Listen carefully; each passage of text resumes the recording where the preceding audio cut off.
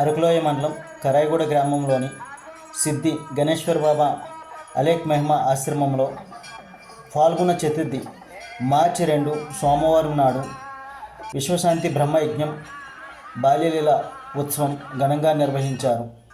ఈ మేరకు ఫాల్గుణ చతుర్థి తెల్లవారుజాము నుండే అలేక్ మెహ్మా ఆశ్రమంలో గురువులు ప్రత్యేక పూజలు హోమాలు జరిపారు.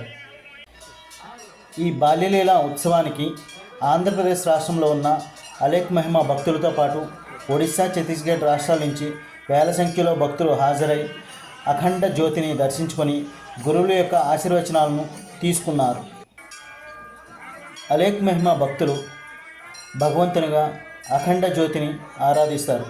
ఈ అఖండ జ్యోతి 365 రోజులు నిత్యం వెలుగుతూనే ఉంటుంది. బాల్యలీల ఉత్సవంతో కరాయిగూడ అలేక్ మెహ్మా ఆశ్రమం భక్తుల కోలాహలం నడుమ గీతాలాపన భజనలతో సందడిగా మారింది.